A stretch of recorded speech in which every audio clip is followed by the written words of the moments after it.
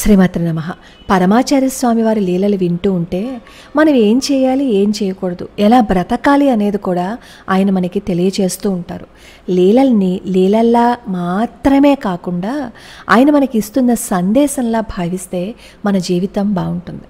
సాధారణంగా దేవాలయానికి వెళ్తున్నప్పుడు మనం మన పని మాత్రమే కానిచ్చేసుకుని వచ్చేస్తూ ఉంటాం. దీపారాధన వెలిగించాము అని అనుకోండి, అక్కడ దీపారాధన వెలిగించిన పుల్లలు కానీ, అలానే అగరత్తులు వెలిగించిన పుల్లలు కానీ ఇవన్నీ అక్కడే పడేసి వస్తూ ఉంటాం.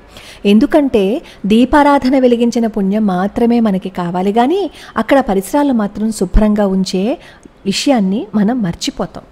ఆ ప్రాంగణంలో ఉన్నంతసేపు మన చుట్టూ ఒక ఆరా ఉంటుందని, ఆ చుట్టుపక్కల ప్రాంతాలన్నీ చాలా పవిత్రంగా ఉంటాయనే విషయాన్ని మనం స్ఫురణలోకి తెచ్చుకుంటే మన జీవితం అద్భుతంగా ఉంటుంది. చాలామందిని చూస్తూ ఉంటాం, గుడిలోంచి బయటికి రాగానే వాళ్ళకి ఎవరైనా చిన్నపిల్లలు ఉన్నారు అని అనుకోండి, వాళ్ళ వాష్రూమ్ అని అనగానే అటు ఇటు చూసి ఎవరూ చూడకపోతే ఆ గుడి వెనకాల స్తంభం దగ్గర పోసేసరా అని చెప్తూ ఉంటారు. అది ఎంతటి తప్పో వాళ్ళకి ఇప్పుడు అర్థం కాదు. ఒకవేళ అలా ఎవరైనా సరే చేస్తూ ఉన్నప్పుడు మనం ప్రశ్నించం, మనకెందుకులే అని చెప్పి వచ్చేస్తాం. కానీ ఆ గుడి పరిసరాలు ఎంత పవిత్రమైనవో, ఆ గుడి చుట్టూ ఎంత అద్భుతమైన మహిమ ఉంటుందో మనకి తెలిస్తే ఎప్పటికీ ఇలాంటి పనులు చేయం. అలాంటి విషయాన్నే మహాస్వామి వారు ఈ లీల ద్వారా మనకి తెలియచేస్తున్నారు. ఒకసారి ఒక భక్తుడు పరమాచార్య స్వామి వారి దగ్గరికి వచ్చి తన బంధువు ఒకడు ఆసుపత్రిలో కోమాలో ఉన్నాడని, వైద్యులు కూడా ఏం చేయలేమని తేల్చేశారని చెప్పి బాధపడతాడు. ఆయన సాక్షాత్తు శివస్వరూపమే, కానీ ఆయన ఎప్పుడూ అలా ఎవరికీ చెప్పుకోలేదు. అది మహాస్వామి వారు అంటే. అప్పుడు మహాస్వామి వారు ఏం చెప్తారు అంటే ఆ భక్తుడికి, నువ్వు తేనంబాకం దేవాలయానికి వెళ్ళు అని చెప్తారు. తేనంబాకం దేవాలయానికి వెళ్ళి విభూతి ప్రసాదాన్ని తీసుకుని మళ్ళీ నువ్వు ఇక్కడికి రా అని చెప్పి ఆదేశిస్తారనమాట. అతను ఆలయానికి వెళ్తాడు, కానీ అప్పటికే ఆలయం తలుపులు వేసి ఉండడంతో విభూతి ప్రసాదం ఇవ్వటానికి అర్చకులు ఎవరూ లేకపోవడంతో మళ్ళీ నిరాశపడుతూ మహాస్వామి వారి దగ్గరికి వచ్చి నిలబడతాడు. విషయం అంతా చెప్తాడనమాట. అప్పుడు మహాస్వామి వారు అంటారు, సరే, చుట్టూ ఉన్న ప్రాకారంలో ఎవరైనా భక్తులు ఉంచిన విభూతి కానీ కుంకుమ కానీ తీసుకురా అని చెప్తారు. ఆ భక్తుడు మళ్ళా దేవాలయానికి వెళ్తాడు. ప్రాకారం మొత్తం చూసినా ఎక్కడా విభూతి ప్రసాదం కనిపించలేదు. చాలా ఆశ్చర్యంగా ఉందే అని అనుకుంటాడు అతను. వెంటనే మహాస్వామి వారి దగ్గరకు వచ్చి అక్కడ విభూతి కానీ కుంకుమ కానీ దొరకలేదు అని చెప్తారు. ఎంత ఆశ్చర్యం! అసలు దేవాలయాల్లో కుంకుమ పెట్టుకున్నప్పుడు కుంకుమ అక్కడ వేసేసి వస్తూ ఉంటారు కదా చాలామంది. అలాంటిది అక్కడ విభూతి ప్రసాదం దొరకకపోవటమే ఒక ఆశ్చర్యం అనుకుంటే, పరమాచార్య స్వామి వారు మనకి కలిగించబోయే ఆశ్చర్యం ఇంకా అద్భుతంగా ఉంటుంది. ఆ భక్తుడు మళ్ళీ వచ్చి, నాకు ఎక్కడా కుంకుమ దొరకలేదు అని చెప్తే, సరే వదిలే, నువ్వు వెళ్ళి ఆ దేవాలయ ప్రాకారం నుంచి మట్టిని తీసుకురా అని చెప్పి ఆదేశిస్తారు. అతను గబగబా వెళ్ళి మట్టిని తీసుకొచ్చి మహాస్వామి వారి ముందు ఉంచుతాడనమాట. ఇప్పుడు చూడాలి మహాస్వామి వారి శక్తి అంటే ఏంటో.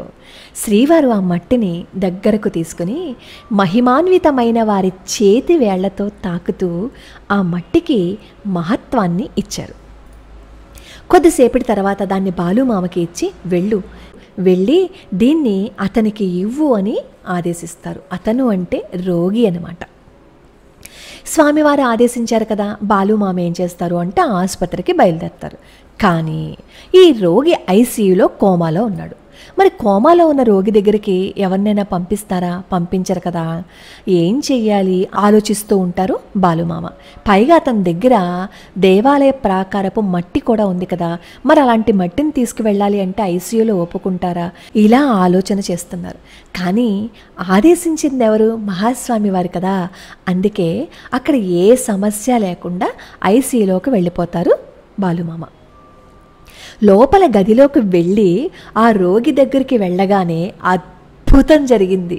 ఆ అద్భుతం ఏంటి అంటే, అతని దగ్గరికి వెళ్ళి అతనికి దగ్గరగా మట్టి నుంచి రావాలని ఈ బాలుమామ ఆలోచన.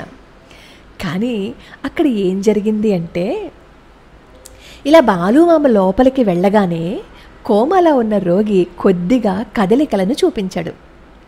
పరమాచార్య స్వామివారు ప్రసాదం అడుగుతున్నట్లుగా హఠాత్తుగా చేతులను బయటపెట్టాడు. ఆ స్థితి చూస్తే అతనే లేచి పరమాచార్య స్వామి వారి ప్రసాదమా దయచేసి ఇవ్వండి అని అడుగుతాడేమో అని అనిపించిందట బాలుమామగారికి. బాలుమామకి చాలా ఆశ్చర్యం వేసిందట. పరమాచార్య స్వామి వారి అనుగ్రహం కదా, ఆయన అనుగ్రహం వల్ల ఇలాంటి అద్భుతాలు జరుగుతాయని ఆయనకి ముందే తెలుసు కాబట్టి కొంచెం సేపట్లోనే ఆయన తేరుకుని ప్రసాదాన్ని ఇచ్చి తిరిగి వచ్చేశారు.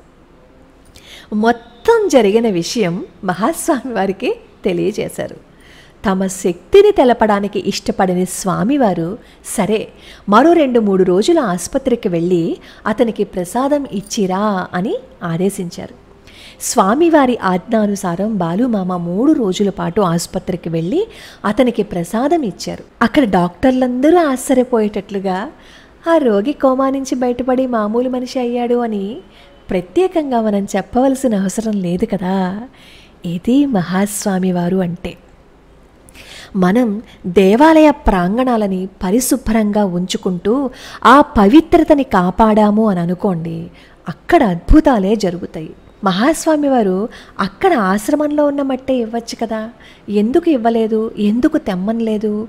ఎందుకు తెమ్మనలేదు అంటే మహాస్వామి వారు మనకి చెప్తున్నారు, దేవాలయ ప్రాంగణాలను శుభ్రంగా ఉంచండి, మహిమాన్వితమైనవి దేవాలయాలు అని మహాస్వామి వారు చెప్తున్నారు. అక్కడ ఉన్న మట్టికి ఎంత శక్తి ఉంటుందో మనకి తెలియచేశారు. అక్కడ ఉన్న శక్తికి మహాస్వామి వారి అనుగ్రహాన్ని ఆ మట్టి రూపంలో ఆ రోగికి పంపించారు కాబట్టే ఆ రోగి లేచి కూర్చున్నాడు. పరమాచార్య స్వామి వారి వైభవాన్ని మహిమలను వర్ణించటం ఎవరి తరం? అపార కరుణా సింధుం జ్ఞానదం శాంతరూపిణం శ్రీ చంద్రశేఖర గురుం ప్రణమామి ముదాన్వహం.